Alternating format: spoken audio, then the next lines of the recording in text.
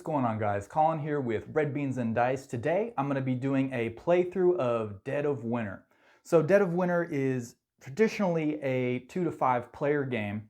There is a co-op version, and there is also a traitor aspect where potentially one of the players that you are playing with could be a betrayer, trying to sabotage the colony and essentially throw a wrench into everybody's plan. So I wanted to kind of give a quick playthrough of this game on my channel and let you guys see how it works. So I will actually be controlling 2 characters, and then I'll be doing a co-op version, which traditionally if you're doing co-op, you're supposed to play the hard side of a main objective, which would be it's got a little red indicator with the hazard signs.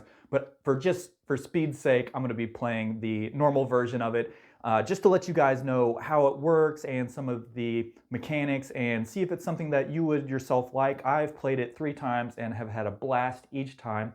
So let's get the camera flipped around. I'll show you the locations that are set up, the main objective that I picked out for us to play today, and then I've gone ahead and picked out the characters that I'm going to be playing with, and it's just a really fun game, really great. So let's flip it around and let's check out everything. Okay, so here we have our setup for Dead of Winter with our 2-player co-op. So we're instructed to draw 4 cards, and you get to pick 3. That's actually a special rule for the co-op. So when you draw your cards, you're gonna pick your hero, survivors, characters, whatever, and you're actually gonna be required to pick one and have them as your group leader. So over here, I picked Sparky, which is a crowd favorite, obviously, because he's the dog with a cape. So I went ahead and I picked Sparky out, and he's going to be my leader. And then as you can see, each one of these characters have different abilities like searching, attacking, their influence, which isn't that important, but at the same time it kind of is, and I'll get into that a little later. And then any special abilities that they have. So with this, if you roll a bite, treat it as a wound, so he can't get infected by the exposure dice when he is either moving or attacking a zombie. So whenever you attack a zombie and you don't have any weapon, you'll have to roll the exposure dice, which is, it can be very, very, very unfriendly. So if you roll that, that's not good. That's a zombie bite. That means your survivor automatically dies. And then you can choose to kill the next person, or you can just roll and try to get a blank and it stops. Or if you roll anything besides a blank, it just keeps on going and going and going. So it's not good. It's something you want to take care of right away. But with Sparky, you don't have to deal with that. And then also I drew David Garcia, and I used him pretty good at attacking and searching. And then when you perform a search with David, you may look at 1 additional card. So that's just an added perk of searching. And then for my last survivor, and this is all for player 1 over here, and I'm gonna have player 1 go first. I also got the police dispatcher, so the reason I picked her out is because she can, once per round when performing search at the police station, you may look at the card, or look at and keep 1 additional card. So when I'm searching through through the police station, one of these places over here, I can essentially grab 2 cards and keep both of them. And then the police station is really good because that's going to be where all the guns are. And for my main objective, I went ahead and picked out, I need to basically kill zombies for samples and collect them and progress the mission just like that. So those are my 3 survivors that I picked out for player 1, and then I got the little standees here. Got a really cool first player token.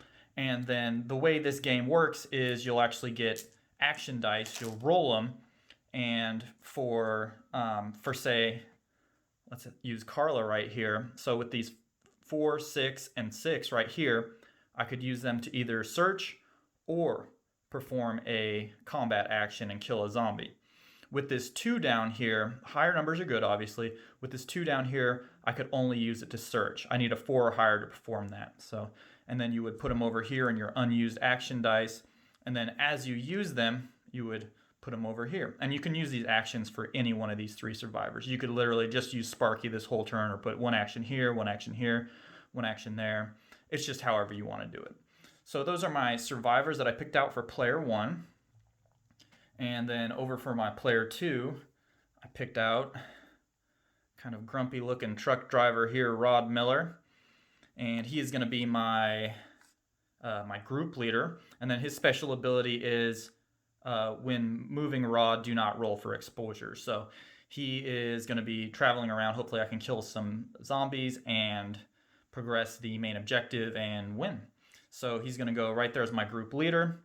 And then also I got Bev Russell, the mother. So once per turn, you may kill 2 zombies at the colony as long as there is at least 1 helpless survivor token at the colony. Do not roll for exposure.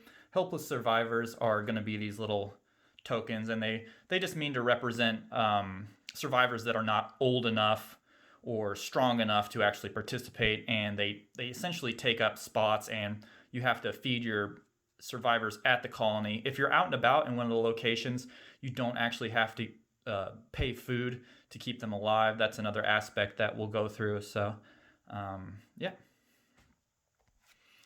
And then for the final person I picked out, this guy reminds me of Krieger from Archer so much. Edward White, the chemist. So pretty standard here. And then once per round, when performing an action with Edward, you may play a medicine card to kill 3 zombies instead of just 1. So that's really good. You know, I'm trying to kill zombies, and I'll give you another look at the main objective here. So every time a zombie is killed, roll a die. If the die result is 4 or higher, add a zombie token to this objective. Accumulate 3 zombies on this main objective for each player that started the game. So right now we have 2 players. I need to get 6 tokens onto there. So I'm doing the easy section here or the easy side of the main objective card. If I was playing this right, and I apologize, I am not playing it right. I'm just trying to give you a feel of the game. I would flip it over here, and as you can see, the round tracker would be less, and then also, what is it? I think that I would have to do more. 3 zombies for this side, 4 zombies for this, so I would have to get 8 for this more difficult side, and I have less time to do it. With this, it's a little easier, and also if you want to play something more meaty and have it go longer, you can bump this up to medium or high, which is just longer of a kind of quest campaign, whatever you want to call it. So that's what we're going to be playing today, and we'll just need to kill zombies, and then when we kill them, we'll need to take a die and roll a 4 or higher, and if I do that, I can go ahead and put a little objective marker onto this. As soon as I get 6, I win. And then another thing I want to point out about this game is that Plaid Hat Games has created an amazing game. It all fits in the box, and it just wraps up really nicely. There's no extra things you need to buy except for the rubber bands. So I just wanted to give a point out to that and just say that's one of the aspects of this game that I really liked. Everything just fits perfectly back in the box, and it's not like, you know, you have to smush it down or it's pushing against the top. It just perfectly fits in there. So if you're one of those people that is constantly fighting with storage for board games, this is a really nice one that fits compactly, and that's one perk that I really like about it. So we have our round summary right here. So it's going to give us what we need to do in that order. It's very nice. We'll go through this. And then over here, this is something I really like. This will be your little player sheet, and there's 5 of them, obviously, for the potential of 5 players. So it tells you things that are going to need an action dice and things that do not require an action dice. So a couple different things right here. They're all in the rule book. The rule book is actually very, very good. So we're going to start off with our Reveal Crisis card, and that's going to be this, and these are bad things. These are usually objectives that you need to accomplish by the end of the round, or else you lose morale.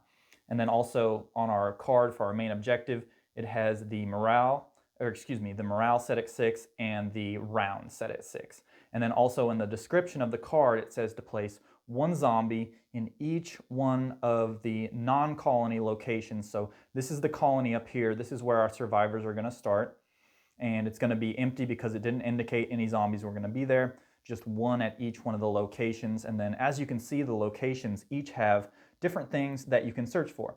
So if you had to, for some reason, get a bunch of weapons for one of these cards, which I don't know if there's actually one that does that in there, but you would not go to the grocery store. So no weapons in the grocery store. Whereas up in the police station, it's a little glary up there. You can see a little gun symbol right underneath my finger. That's where the guns are. You want to search over there and the gas station. And then it just has these indicated items are what you can draw. So we have the board set up, and then for the two-player co-op version, we have gone ahead and picked out 7 starting items for our players. So these are items that come out of the starter deck that you'll begin the begin the game with. So I get 7 for player 2 and 7 for player 1, and they're all different items: food, scrap, medicine. There's fuel in there, just different things that you can use right off the bat, because it's a little more difficult if you didn't have these in your hands, because you could potentially draw something in there that's going to be requiring you to progress this and fulfill the crisis contribution, or else you would lose morale moderately quickly. It's just the way the game is set up. So just wanted to point that out. And then for the main objective, it says right down here at the bottom, go to page 17 and read section M10. So let's go ahead and get that knocked out. So it's got a little story down here. As if the colony needed to smell even worse, now we're storing corpses in sheds where we once kept our plentiful food stores. God, what I wouldn't give to taste a carrot again. You know who has on her bossy boots? You know who has on her bossy boots once more? I didn't like doctors before the world ended, and I don't like them now, she says, studying her bodies might help her identify how to stop the plague. Yeah, right. Better to spend time figuring out the quickest, cheapest way to commit suicide, but whatever. Everyone else is excited to help, and maybe there's real value of this little project, and this research will do is tell us what we already know. The dead come back and try to eat you. Whoop-de-freaking-do. Still, if Her Royal Highness does come up with a cure, I'd better be first in line to get it. Okay, so there's the little fluff that you read. And then we're off to start our mission.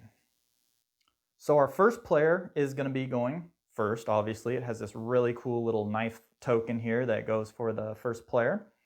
And then every time a player starts their turn, the person to the right would actually go ahead and draw one of these crisis cards that look like this. Or crossroad cards, excuse me, not the crisis cards.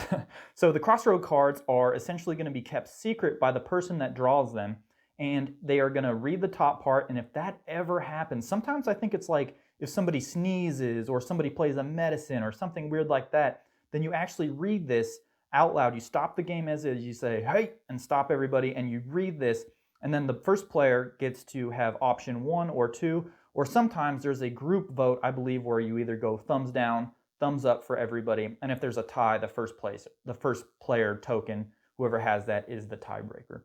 But for speeding things up, I'm not going to do this. I do recommend playing this, using these cards when you play with other people, so it really spices up the game. I had 1 morale left, and if you drop to 0, you lose, and I was reading one of these cards off, and the person picked option 1 as opposed to 2, and if they would have picked 2, it would have dropped the morale, and we would have lost the game. So it was very suspenseful. We had 1 more round left to win. We were real close. So very cool cards. There is a bunch of them. Big old stacks. So there's a lot of different varieties. Some are unique to different characters or situations. But for speeding things up and just showing you the basics of the game, I'm probably not going to do these. So sorry. So first on our list, we're going to go ahead and reveal crisis. So we're going to go ahead and flip this card over, and that'll go there. So this is going to be Zombie Surge, number of non-exiled players. So we'll have to get 2 junk resources onto this pile, and then if we fail, we're going to add 6 zombies to the colony, add 1 zombie to all other locations. So this is where the trader aspect could come into this game. If somebody was trying to sabotage us, they could throw a can of food in there or gas or something like that, and we wouldn't know who it was because we would shuffle up the cards that were put onto this. And any card that is not a junk for this, I believe it takes away, it actually deducts 2 instead of, it actually hinders everybody. So that's how you would sabotage it, but you got to be sneaky. and you got to kind of go in there and do your business quietly if you want to do the betrayer and just not get caught. So, and then add additional junkyard cards to gain two additional junk cards to gain 1 morale. So if you add even more than you need to this crisis card, then you're going to be raising the morale, which I never had enough to do that, but it's an option that you can do. So we'll put that down there. We will get our main objective cards set up right there, back where it needs to go. We have all of our survivors over here. The first player is going to go first. They have the token. So what you do is you're going to take each one of your dice, and you start out with, you have 3 survivors, 3 characters, and then you get +1. So I would get 4. So I have 3 characters plus myself, that's 4.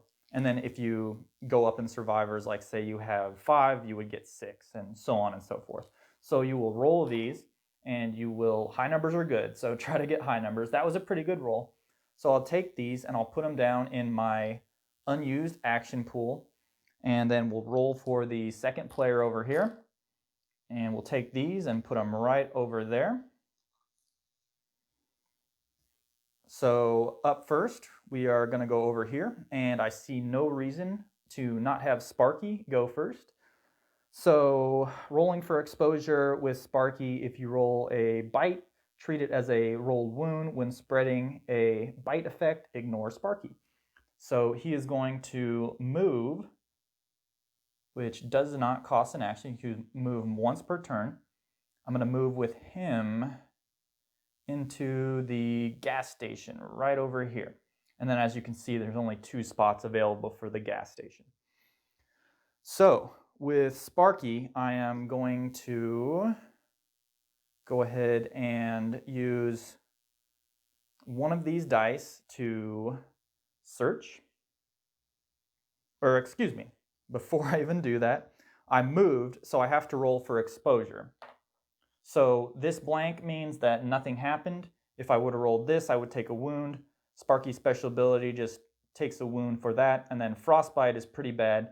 You get a frostbite token, and it counts as a wound. And then every round after that, you keep getting wounds until you can possibly heal it. So Sparky missed out. He didn't get a wound or anything like that. So he is going to go and search right here for his first action. And he got fuel. So we'll add that to the first player deck of cards here. So for each person in the colony, we're going to have food there. So playing a card will never really, it doesn't cost an action, but you will have to put it in the waste pile. The waste pile, you can use an action at any time with a survivor to deplete 3 of it. Take it out of there, and if you get over 10, your morale actually lowers by 1 each time. So that's something you got to keep an eye on. The check waste is number 2 right there, so that is going to be that. So I will use this 4 right here for Sparky, and I'll put that right over there. That is a dice that I have used. I still have 3 actions that I can use. So I have my cards right here. I know that these guys are going to want some food, so I'm actually going to take these 2 food cards, and I'm going to put them in the waste pile, and each one of these says add 1 food to the food supply. So I'm going to put those right down there. And actually, you know what? I got quite a bit of those. I'll pay 3 and put 3 food down there.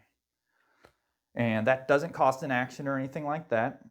And then I am actually, let's see here. I think I'm going to activate Carla, and I'm going to try to get her over to the police station so she can get a weapon. And if she gets a weapon, I can have an easier time of killing these zombies, so we'll go ahead and do that. Now I got to roll for exposure. She did not take any sort of wound. Where is she? Right here. Okay. So we'll put her over in the police station. And then with her special ability, I can go ahead and once per round when performing a search action at the police station, you may look at and keep 1 additional card. So that means I'm going to be drawing 2 and keeping 2. So, okay, she drew fuel and food, and then I need to use a search action for that, so I need to use that. Now I have 2 actions left with my first player. So what I'm going to do is actually build a barricade with this dice right here because it's so low. You just need any dice and you can build a barricade, and I'm going to put that barricade right into the colony. So when a zombie comes in, it's going to fill up that spot, but eventually if there's 2 there and I need to put a 3rd one there, it's going to basically just remove that barricade and I will essentially have eliminated a zombie, but that'll be a long time in the future. So how you spawn zombies, if I needed to spawn 4 at the colony, I would put 1 there, 2 there, 3 there, 4 there. And that's how I would do that. And at the end of the turn, or on the round summary, we're going to go ahead and add zombies on number 4 there for the colony phase. So it all works out pretty well here. So we'll just follow that to a T and go from there. So with my last action, I am actually going to go ahead and I'm going to search you know what, I'm going to go ahead, I'm going to use an action with Sparky, and I'm going to I'm going to attack this zombie and kill it. So I've used an action, I needed a 2 or higher with Sparky, so I've killed this zombie, but I do need to roll for exposure. So that's where this dice comes in. And okay, I took a wound to Sparky. Not the end of the world, but not good. So we'll take a little wound token and we'll put it on Sparky. Each one of our survivors has 3 wounds that it can take total, so you want to be careful. If any time a helpless survivor or one of your survivors dies, you'll actually move down the morale. So it'll be on to our second player right over here. And with them, I'm going to look at my cards here. Now, we still need to pay the junk fee, I guess you could say, the zombie surge. So we have 2 non-exiled players, and right here I have 2 junk. So I'm going to go ahead and I would, if we were playing with our own separate goals and with a betrayer aspect, essentially we would put it down. But just for the sake of this being a tutorial type playthrough, I'm going to put these over here. So I've put 2 down there. That is going to not cause the crappy thing that's supposed to happen on the crisis card. And then also, just to let you guys know, I was putting the cards that were going into here into the waste. They do not go there. They get the heck out of there. They go somewhere else. So that is how that works. Oh, and then also, when I killed the zombie over here, this is exactly the time where I need to roll a dice for our main objective. And if I roll a 4 or higher, then that is going to count as a successful sample collected for the objective. I need to get 6 of those. So killing zombies is what I need to do. And I got a 2, so that did not pan out. I need to roll a 4 or higher. Now it's on to our second player. I'm going to activate the truck driver over here.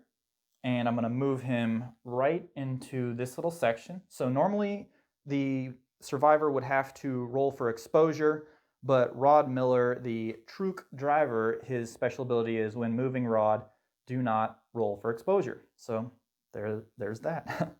So with Rod, I am going to go ahead and use a 3, and I'm going to search right over here.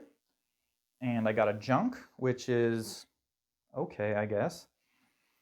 And that is going to be one of his actions. We'll put that in the use section. Now I'm going to go ahead and take a swing at that zombie over there with this dice. He needs a 4 or higher to attack, and he definitely has that with the 4 right here. Or a 3 or higher, excuse me, I can read. So the 4 is more than enough. So this guy's going to die. And then I'll need to roll for exposure for that. And I didn't get anything, so he is perfectly fine. And then this is where I roll a dice and try to get a 4 or higher. And I got a 6. So that means I'll put one of these little zombie tokens right up here. And I just need 5 more to go for that. So now I have 2 more actions. One is a barricade action. So I will go ahead and put the barricade over here just to be kind of safe. And that is going to be my one action. And then you have to be at a location to put the barricade there. And then for my last action, I am going to go ahead and search right over here and try to get a weapon, which I did not get, but hey, fuel is not bad. So there's that. So our player's turn is done. We're going to go to the colony phase. We're going to pay food. So it's going to be the survivor number divided by 2 rounded up. So that's 3 divided by 2, that's going to be 1.5 rounded up, that's going to be 2 food. So we're going to take 2 food away, put it over here in our little token pile, and that is going to be it for that. So on to the next one, we are going to add zombies. So we're going to add zombies to each one of the non-colony locations. We're going to have 1 for each player. So Sparky's going to accumulate 1 right there. And then since there are 2 over here, we're going to accumulate 2 zombies. And then these would not accumulate anything. There's no one over there. Now for the colony, in terms of spawning zombies or adding zombies, we're going to go ahead and it's 1 zombie for every 2 characters there, survivors there, rounded up. So there's going to be 2 zombies that need to be added because of the 3 people right there. And then the way that we do this is we put 1 right there, and then 1 right there. And then we would go all the way around placing them until we got back to there. And then that's just how that works. So we've added our zombies. We have 1 over there, 2 over there, 2 up here. Not too shabby. So now we are going to, okay, and then, sorry, we should have checked waste first. So there's 3 cards there. We don't have to lower morale. That's not bad. If it's over 10, you would lower it 1. Resolve crisis. So we know that we have 2 junk here. That's the amount that we needed. We're going to go ahead and put these cards over to the side. And then nothing happens with this card. I usually just leave them there just for whatever's sake. So we've resolved the crisis. Nothing happens. We added our zombies. We're going to check main objective. We only have 1 killed zombie sample. We need 5 more. Then we are going to do the move around tracker. So the round is going to go down to 5. And then the first player token is going to be passed. So we'll pass that over there. And then we will start this whole process all over again. So reveal crisis card. Okay, we got medicine. I don't know if we have too much meds, so we'll find that out. And then we're going to roll action dice. So 4 action dice for everybody. Okay, I got a 1 in there. I do not like that. And then I'll roll for these over here. And that was a better roll right there. And I'll just put these over here. You're supposed to keep them down. There's a nice little section on the player card, but just so you guys can see them, I'm keeping them up high. So there is that, and then player turn. So they would go first. This is where we would roll one of those, or draw one of those crossroad cards. This player would draw for that player, keep it secret until it's activated, but just for speed's sake, I am powering through that. So let's get to our player turns. First player token with the little Rambo knife. It's going to be player number 2, so let's go on to him. So first off, I'm going to take this, and I'm going to do a search action over here. And oh, perfect. Okay, awesome. I got a sniper rifle with Rod Miller. So the sniper rifle, once per round, you may kill 1 zombie at any location. Do not roll for exposure. This is not an attack. It does not cost you an action. So that is awesome. That's exactly what I was trying to find.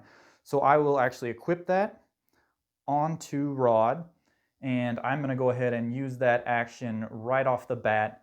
And you know what? I'm going to go ahead and I'll shoot this guy over here because it says you can kill 1 zombie at any location. So that's what I think the sniper rifle is. So I can shoot any one of these zombies, even back at my colony, I believe. And this does not cost an action. So don't roll for exposure, anything like that. So I'm going to snipe this guy with the sniper rifle, the snipper pipple. And then I'm going to go ahead and I'll get to roll my dice and hopefully I can get a 4 or higher. I got a 1, no good. So that is that. And I am going to use this action to go ahead and kill one of these zombies with rod. So I'm going to use this action dice, put it over there. I'm going to kill this zombie. I'll put that over there, and then I'll need to roll for exposure.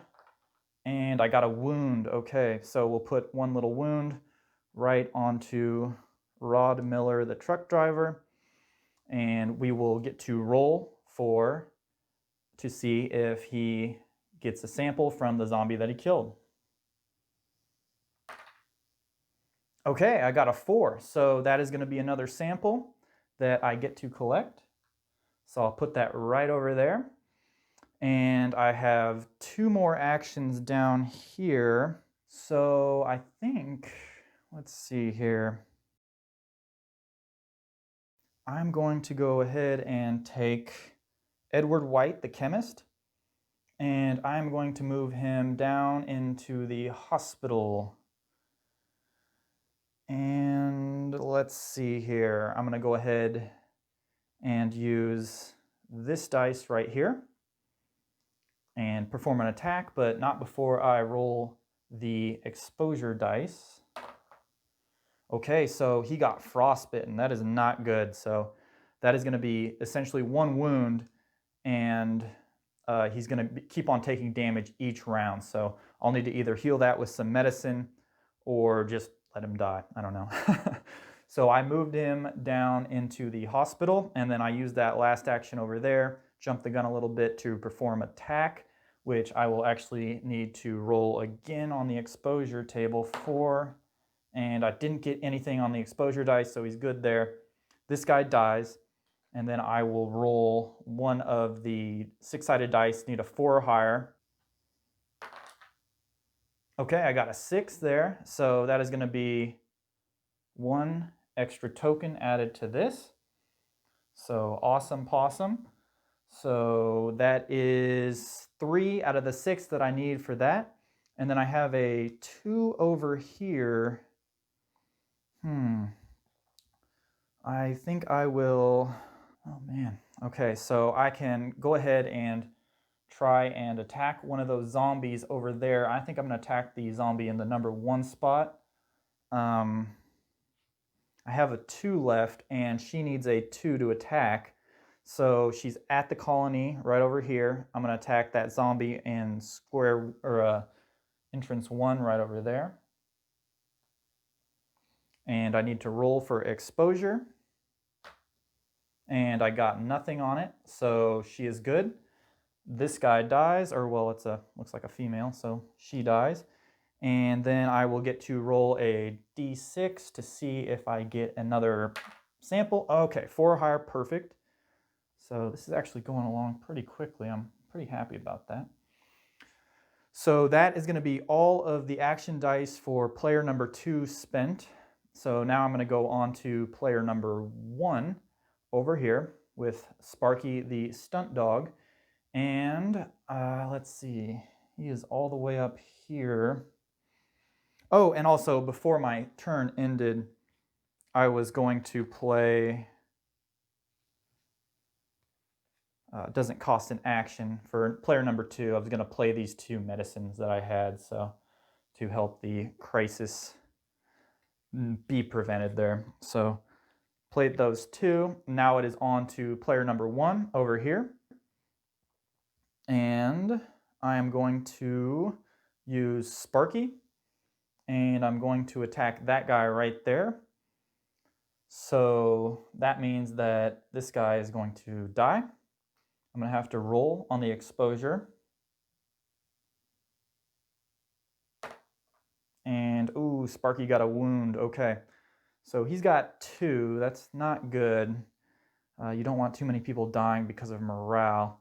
So that killed that zombie up there. So I'll roll to see if I collect a sample, and I got a 6. So we will put 1 over there. Man, we are almost done with this. Okay, that is awesome. And that needed a action dice for Sparky's attack. And then let's see here. I'm gonna pay 2 food and put this into there. So I put 2 tokens into there just to make sure that that is taken care of. And I have 3 more actions left. Let's see here. I think I'm going to take, you know what, with her, with Carla Thompson, she's right over there. You know, I think I'm just going to go for glory. I'm going to attack that zombie right over there. So that is going to be I'll need a 4 or higher for her attack. Little top part there, little damage symbol, 4 or higher. So I put this dice over into the used action pool. So now I am going to roll for exposure to see if I get hurt fighting that zombie. And okay, she does take a wound, so we'll put a wound onto her card. And this guy is gonna die no matter what.